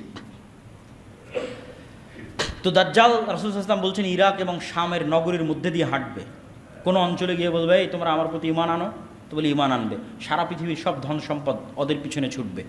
কোনো এক শহরে গিয়ে বলবে ঈমান আনো, আনবে না, আসমান জমিন সব বৃষ্টি বর্ষণ বন্ধ করে দিবে, পৃথিবী ঘাস পাতা উৎপন্ন করবে না, খাবে কি? আগে থেকে যে ফার্নিচার আছে কাঠের, এগুলো চাবিয়ে চাবিয়ে খাবে, জ্বালিয়ে জ্বালিয়ে খাবে। রাসূল সাল্লাল্লাহু আলাইহি ওয়াসাল্লাম হাদিসে বলছেন ধনুক তীর সেগুলো থেকে মানুষ খাবার অন্বেষণ করবে ঈমান বাঁচাতে গিয়ে। ভয়ঙ্কর ভয়াবহ অবস্থা। এবার এই ভয়ঙ্কর ভয়াবহ অবস্থা থেকে বাঁচাতে ঈসা আলাইহিস সালাতু ওয়াস সালাম আসবেন। তাহলে ঈসা আলাইহিস সালামও মাসিহ, বিপদ থেকে উদ্ধারকারী। কাদেরকে বিপদ থেকে উদ্ধার করতেছেন? বিপদগ্রস্ত মুসলমানদেরকে বিপদ থেকে উদ্ধার করতেছেন। দাজ্জালও মাসিহ, কাদেরকে বিপদ থেকে উদ্ধার করছে? ইহুদি খ্রিস্টানদের বিপদ থেকে উদ্ধার করতেছে। এবার ঈসা আলাইহিস সালাতু ওয়াস সালামও ওই এক্সট্রা অর্ডিনারি, অতি অলৌকিক ক্ষমতা নিয়ে আসবেন। স্বাভাবিক মানুষের পক্ষে দাজ্জালের মোকাবেলা করা সম্ভব নয়। আল্লাহ ঈসা আলাইহিস সালাতু ওয়াস সালামকে সেই অলৌকিক ক্ষমতা দিয়ে পাঠাবেন যেটা তিনি দাজ্জালকে মোকাবেলা করতে পারবেন। সেটা কেমন পাওয়ারফুল? রাসূল সাল্লাল্লাহু আলাইহি ওয়াসাল্লাম বলছেন ঈসা আলাইহিস সালামের নিঃশ্বাস যত দূর যাবে, কোনো কাফের যদি থাকে নিঃশ্বাসে মারা যাবে। আল্লাহু আকবার! কি অলৌকিক ক্ষমতা নিয়ে তিনি আসবেন। দাজ্জালকে তাকে হত্যা করতে হবে না, যদি শুধু দেখে ইয়াজুবু কামা ইয়াজুবুল মা, লবণ পানিতে দিলে যেভাবে গলে যায় দাজ্জাল সেভাবে গলে যাবে। কিন্তু তারপরেও ঈসা আলাইহিস সালাম তাকে হত্যা করবেন এবং রক্ত মানুষকে দেখাবেন যে তাকে হত্যা করেছে। এবার ঈসা আলাইহিস সালাতু ওয়াস সালাম আসলেন দামেস্কে। ঈসা আলাইহিস সালাতু ওয়াস সালাম দাজ্জালকে হত্যা করলেন, মুসলমানদেরকে মুক্তি দিলেন। এবার যেই ঈসা আলাইহিস সালাতু ওয়াস সালাম পৃথিবীর সবচেয়ে ভয়াবহ ফিতনা মোকাবেলা করলেন, যেই ফিতনা ওই মুজাহিদরা মোকাবেলা করতে পারছিল না, যারা সারা পৃথিবী বিজয় করে নিয়েছে। মালহামাতে বিজয় হয়েছে 10 লক্ষ সেনাবাহিনীর বিরুদ্ধে, কনস্টান্টিনোপল বিজয় করেছে, ইতালি বিজয় করে, ওরা পারছিল না দাজ্জালের মোকাবেলা করতে। সেই দাজ্জালের মোকাবেলা করলেন ঈসা আলাইহিস সালাম। এবার এই ঈসা আলাইহিস সালামকে আল্লাহ বলবে, ঈসা আমার এবার এমন কিছু বান্দা বের হবে যাদের সাথে তুমিও মোকাবেলা করতে পারবে না, অতএব তুমি মুমিনদের নিয়ে তুর পাহাড়ে আশ্রয় নাও। এরা হচ্ছে ইয়াজুজ এবং মাজুজ। ইয়াজুজ এবং মাজুজের সংখ্যাধিক্য সম্পর্কে বলতে গিয়ে রাসূল সাল্লাল্লাহু আলাইহি সাল্লামের একটা সহিহ হাদিস, রাসূল সাল্লাল্লাহু আলাইহি সাল্লাম বলছেন আদম সন্তানের প্রত্যেক 1099 জন জাহান্নামে যাবে। সাহাবীরা হতভম্ব যে 1099 জাহান্নামে গেলে আমিও জাহান্নামে, 1099 জন, তাহলে আমার তো আর চান্স নাই জান্নাতে যাওয়ার। তো রাসূল সাল্লাল্লাহু তাদেরকে আশ্বস্ত করলেন টেনশনের কিছু নাই, এই 999-এর বেশিরভাগই ইয়াজুজ মাজুজ। এখন বেশিরভাগ মানে কত পার্সেন্ট তা রাসূল সাল্লাল্লাহু আর বলেননি। ধরলাম 900 জন, 999-এর 900 জন ইয়াজুজ মাজুজ, ধরলাম 999-এর 600 জন ইয়াজুজ মাজুজ। তাহলে 600 জন 900 জন যদি ইয়াজুজ মাজুজ হয়, তাহলে ইয়াজুজ মাজুজের সংখ্যা কত হতে হবে? আদম থেকে কিয়ামত পর্যন্ত যা মানুষ আসবে তার 900 গুণ। এখনকার 600 কোটির 900 গুণ নয়, এখন যে 600 কোটি বেঁচে আছে আর 900 গুণ নয়, আদম থেকে কিয়ামত পর্যন্ত যা মানুষ হবে তার 900 গুণ হতে হবে ইয়াজুজ মাজুজকে। তবে এই হিসাব মিলবে যে 1999-এর বেশিরভাগ জাহান্নামী ইয়াজুজ মাজুজের, নাহলে হিসাব মিলবে না। তো ইয়াজুজ মাজুজ কোথায় আছে? এত বিশাল সংখ্যক ইয়াজুজ মাজুজ, দাজ্জাল কোথায় আছে? এটা নিয়ে কিন্তু অনেক প্রশ্ন মানুষের মনের মধ্যে তৈরি হয় এবং নাস্তিকরা কিন্তু তৈরি করে। এটার 2-3টা উত্তর দিয়ে এবং দাজ্জালের ফিতনা থেকে কিভাবে বাঁচবো সেটা বলে বক্তব্য শেষ করে দেব। ইয়াজুজ মাজুজ দাজ্জাল কোথায় আছে? দেখেন, আমি আবারও বলছি, এখন যা ঘটনার কথা বলা হচ্ছে কিয়ামতের পূর্ব মুহূর্তে, তার চেয়ে ভয়াবহ ঘটনা আগে ঘটে গেছে। এই জন্য বলা হয়েছে দাজ্জালের ফিতনা থেকে বাঁচতে সূরা কাহাফ পড়ো, কেননা সূরা কাহাফে যেই ঘটনাগুলো আছে এই ঘটনা পৃথিবীর ইতিহাসে সবচেয়ে ব্যতিক্রম ঘটনা। সূরা কাহাফে আছে খিজির আলাইহিস সালাতু ওয়াস সালামের ঘটনা, মুসা আর খিজির। সূরা কাহাফে আছে আসহাবে কাহাফের ঘটনা। সূরা কাহাফে আছে যুলকারনাইন আর ইয়াজুজ মাজুজের ঘটনা। সূরা কাহাফের মধ্যে আছে 2 ভাইয়ের ঘটনা যারা বাগান নিয়ে, মানে 2 জনই মোটামুটি ধনী ছিল। একজন বেশি টাকা পয়সার কারণে খুব অহংকার করে বলতো, আরে এগুলো আবার কোনোদিন নষ্ট হয় নাকি, ধ্বংস হয় নাকি? কিয়ামতকে অস্বীকার করেছে, আল্লাহ সব রাতের মধ্যে ধ্বংস করে দিয়েছে। তো এই 4টে ঘটনা আছে সূরা কাহাফের মধ্যে। তো এই সূরা কাহাফের এই ঘটনাগুলো কিয়ামতের পূর্ব মুহূর্তে যা ঘটবে তার চেয়ে বেশি আশ্চর্যের। যেমন আসহাবে কাহাফের কথা বলা হচ্ছে যে তোমরা যদি ওদের দেখো তাহসাবুহুম আইকাযা, তোমরা মনে করবে এরা জেগে আছে, জাগ্রত মানুষ, অথচ ওরা ঘুমন্ত আছে। এমনভাবে আমি তাদের রেখেছিলাম। 309 বছর তাদের উপর দিয়ে অতিক্রম হয়ে গেছে, তারা মনে করছে আমরা তো কিছুক্ষণ ঘুমিয়েছিলাম। সময়ের আপেক্ষিকতা বলেন অথবা যেটাই বলেন, অনেক রহস্য এই আসহাবে কাহাফের ঘটনার মধ্যে লুকিয়ে আছে। আবার মুসা এবং খিজির আলাইহিস সালাতু ওয়াস সালাম সফর করছেন। মুসা ইসলাম বললেন আমি সবচেয়ে জ্ঞানী, আল্লাহ বললেন তোমার চেয়ে জ্ঞানী এক বান্দা আছে, সাক্ষাৎ করতে চাও? আল্লাহ বললেন না, অমুক শহর, অমুক নগরী, অমুক গ্রামে যাও। বললেন একটা মাছ ভেজে নাও, এই সমুদ্রের ধার দিয়ে চলতে থাকো, মাছ যেখানে জীবিত হয়ে যাবে সেখানে পাবা। তো মাছ এক জায়গায় জীবিত হয়ে সমুদ্রে চলে গেল। মুসা আলাইহিস সালাতু ওয়াস সালাম বা তার সঙ্গী ইউশা বিন নুন বুঝতে পারেনি। পুনরায় যখন ফিরে আসছেন তখন খিজির আলাইহিস সালাতু ওয়াস সালাম সালাম শুনে, আসসালামু আলাইকুম শুনে আশ্চর্য জিজ্ঞেস করছেন এটা কার সালাম? দুনিয়াতে তো সালাম শুনিনি, জান্নাতের সালাম কিভাবে? তারপরে খিজির আলাইহিস সালাতু ওয়াস সালাম যা যা ঘটাচ্ছেন একটাও ফিজিক্সের রুলস অনুযায়ী চলে না। যে ভবিষ্যতে যেই বাচ্চা তার পিতা মাতাকে কষ্ট দিবে সেই বাচ্চাকে খিজির আলাইহিস সালাম অতীতে হত্যা করতেছেন, কিন্তু টাইম ট্রাভেলের মতো। কিন্তু বাস্তবে টাইম ট্রাভেল কিনা তা জানি না, আল্লাহ সুবহানাহু ওয়া তাআলা ভালো জানে। কিন্তু সায়েন্স ফিকশনে এগুলো টাইম ট্রাভেল। তো ফিজিক্সে যা সংঘটিত হওয়া সম্ভব নয় তাই খিজির আলাইহিস সালাতু ওয়াস সালাম সংঘটিত করতেছেন। তারপরে খিজির আলাইহিস সালাতু ওয়াস সালামের সাথে বিচ্ছেদ হয়ে গেল। খিজির আলাইহিস সালাম কোথায় ছিলেন, কোথায় থেকে আসলেন? যুলকারনাইন এক লম্বা সফর করলো 3 দিকে। এক সফরে গিয়ে ইয়াজুজ মাজুজকে পেল, তাদেরকে দেওয়াল দিয়ে আটকে দিল। তাহলে ইয়াজুজ মাজুজ কিয়ামতের সময় আসবে, ওটের চেয়ে বেশি আশ্চর্যের যে এত বিশাল সংখ্যক ইয়াজুজ মাজুজকে যুলকারনাইন কোথায় পেল আর কোথায় আটকে রাখলো? তাহলে ঘটনা তো আগেই ঘটেছে। তো এটার উত্তর হচ্ছে আল্লাহ সুবহানাহু ওয়া তাআলা, 1 নম্বর উত্তর, আল্লাহু আলা কুল্লি শাইইন কাদির, আল্লাহ সকল কিছুর উপর ক্ষমতাবান। তিনি আমাদের সাথে এই মসজিদে এখন ফেরেশতারা বসে আছে, ফেরেশতাদের আমরা দেখতে পাই না। এই মসজিদের মধ্যে যদি একটা পাখি ছেড়ে দেন, ওই কাঁচে গিয়ে বাড়ি খাবে, জানালা খুঁজে পাবে না। কুকুর আমাকে যেভাবে দেখে আপনি আমাকে সেভাবে দেখেন না, আপনি আমাকে যেভাবে দেখেন কুকুর সেভাবে দেখে না। সাপের দৃষ্টি আমাকে দেখার আরও ভিন্ন। প্রত্যেকটা প্রাণীর আর একটা প্রাণীকে দেখার জগৎ ভিন্ন। মাছ যেই জগতে বসবাস করে ওই জগতে আমরা বসবাস করতেই পারবো না। মাছ পানির জগতে বসবাস করে, সেই জগতে পৃথিবীর আর কোনো সৃষ্টি বসবাসই করতে পারবে না। তাহলে মাছের জগতের চিন্তা চেতনা এবং রুলস ভিন্ন। তো এই জন্য একই পৃথিবীতে বসবাস করার পরও ডাইমেনশন আলাদা হলে পাশাপাশি থাকতে পারবে। জিনেরা আছে, ফেরেশতারা আছে, আল্লাহ সুবহানাহু ওয়া তাআলা সেভাবেও রাখতে পারে। ওয়া হুয়া আলা কুল্লি শাইইন কাদির। অথবা এটাও হতে পারে আল্লাহ সুবহানাহু ওয়া তাআলা বলছেন আমি 7 আসমান 7 জমিন সৃষ্টি করেছি। 7 আসমান সৃষ্টিতে যা সময় লেগেছে 7 জমিন সৃষ্টিতে তাই সময় লেগেছে, এবং 7 জমিনও আমার আদেশ ওহী অবতীর্ণ হয়। তো 7 জমিনের কোনো এক জমিনেও থাকতে পারে, কিন্তু নিশ্চিত করে বলা সম্ভব নয়। কিন্তু আপনি কোনো যুক্তি দিয়ে এটাকে খণ্ডন করতে পারবেন না যে আমি দেখতে পাচ্ছি না, আমার ক্যামেরা আমার প্রযুক্তির লেন্সের মধ্যে আসতেছে না, ফলত দাজ্জাল এবং ইয়াজুজ মাজুজ নাই, ফলত দাজ্জাল আমেরিকা, ফলত দাজ্জাল ইয়াই, ফলত ইয়াজুজ মাজুজ মুখ না। আল্লাহ সুবহানাহু ওয়া তাআলা সর্বশক্তিমান। এরা আদমের সন্তান, দাজ্জালও আদমের সন্তান, ইয়াজুজ মাজুজও আদমের সন্তান। এটাই কোরআন এবং হাদিসের কথা। ফলত আদমের সন্তান হিসেবেই তাদের আবির্ভাব হবে। আল্লাহ সুবহানাহু ওয়া তাআলা তাদেরকে যেভাবে তার পক্ষে সম্ভব সেভাবে আল্লাহ সুবহানাহু ওয়া তাআলা তাদেরকে মানুষের থেকে আড়ালে রেখেছেন। যেভাবে সম্ভব হবে সেভাবে তাদের আবির্ভাব ঘটবে। ইয়াজুজ মাজুজের ফিতনার পরে ঈসা আলাইহিস সালাতু ওয়াস সালাম তুর পাহাড়ে যখন কোনো খাবার নাই, ওই সেম কষ্ট যে কষ্টে দাজ্জালের সময় মুসলমানেরা পড়েছিল, ওই সেম কষ্টে এবার নবী সহ মুমিনেরা পড়ে আছে। এবার ফায়ারগাবু নবিয়ুল্লাহ ঈসা ইলাল্লাহ, যেই নবীর হাতে দাজ্জালের পতন হলো ওই নবী এবার আল্লাহর কাছে কাঁদতেছে খাবারের জন্য। হাদিস সহিহ, খাবারের ব্যবস্থা করে দেন, এই বিপদ থেকে উদ্ধার করেন। তাহলে বোঝা যাচ্ছে আল্লাহর সাহায্য ছাড়া কিছুই সম্ভব নয়। কে কত বড় ক্ষমতাশালী, কে কত বড় আল্লাহওয়ালা, কে কত বড় নবী, আল্লাহর সামনে অসহায়। ফাকির ইলা রাহমাতিল্লাহ, আল্লাহর দয়া করুণা এবং রহমতের মুখাপেক্ষী। এটাই আল্লাহ শিক্ষা দিচ্ছে। তোমার হাতে দাজ্জালকে হত্যা করালাম, এখন সেই ঈসা আল্লাহর কাছে কাঁদতেছে, ঈসা আলাইহিস সালাতু ওয়াস সালাম। তারপর আল্লাহ দোয়া কবুল করবেন এবং ইয়াজুজ মাজুজ কামাউতি নাফাসিন ওয়াহিদ, একটা মানুষ মারা গেলে যেমন হয় কোটি কোটি ইয়াজুজ মাজুজ একসাথে ওইভাবে মারা যাবে। আল্লাহ এমন এক রোগ দিয়ে দেবেন একসাথে, at a time, at a সেকেন্ডে সব ইয়াজুজ মাজুজ মারা যাবে। ঈসা আলাইহিস সালাতু ওয়াস সালাম তুর পাহাড় থেকে নেমে আসবেন, পৃথিবীতে বসবাস করার মতো কোনো জায়গা থাকবে না দুর্গন্ধে। আবার ঈসা আলাইহিস সালাতু ওয়াস সালাম আল্লাহর কাছে কান্নাকাটি করবে। হাদিসে বলা হচ্ছে মুমিন মুজাহিদের আল্লাহর কাছে কান্নাকাটি করবে, আল্লাহ এই বিপদ থেকে বাঁচাবে। পৃথিবী অনাবাদযোগ্য।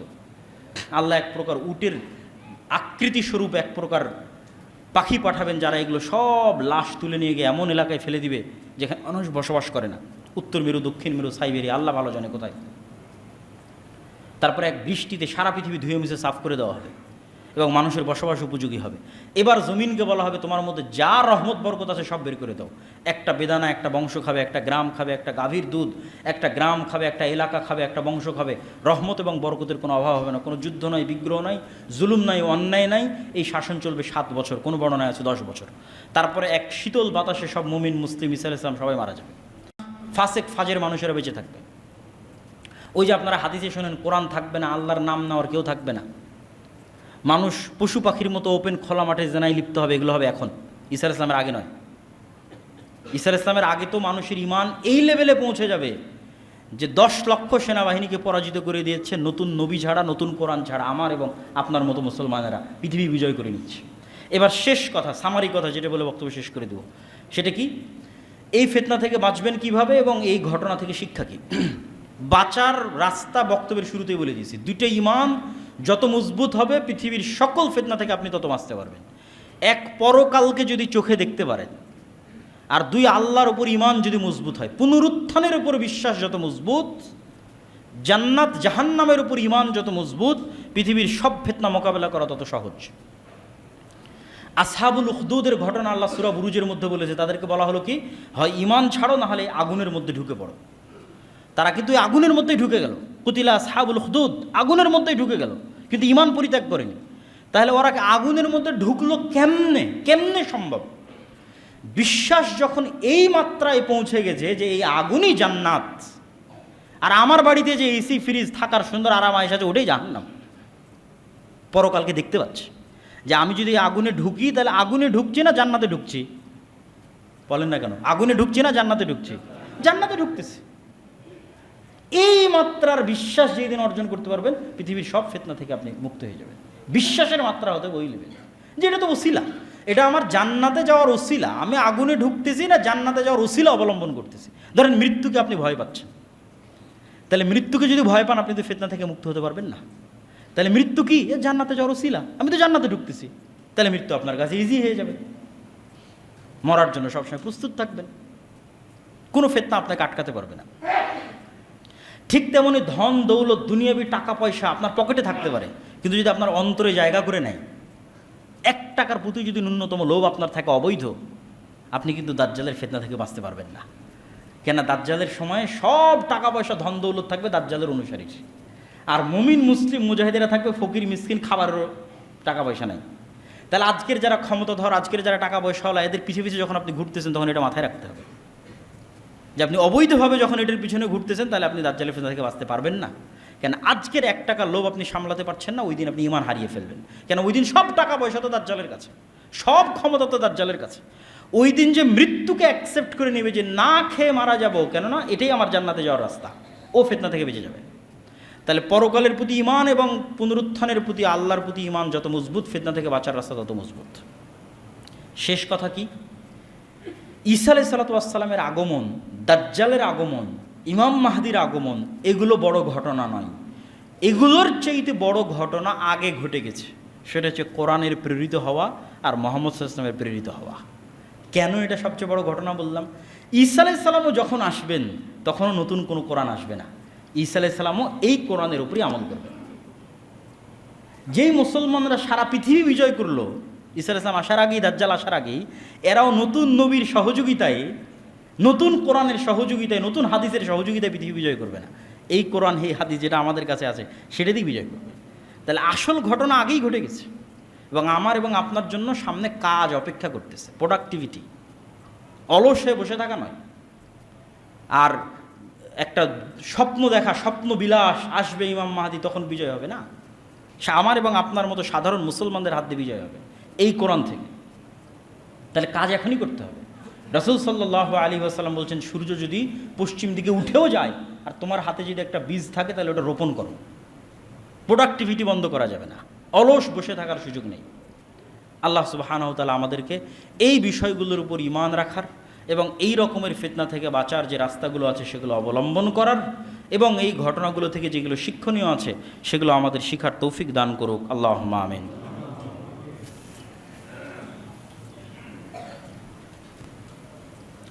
আলহামদুলিল্লাহি ওয়াহদা ওয়াসসালাতু ওয়াসসালাম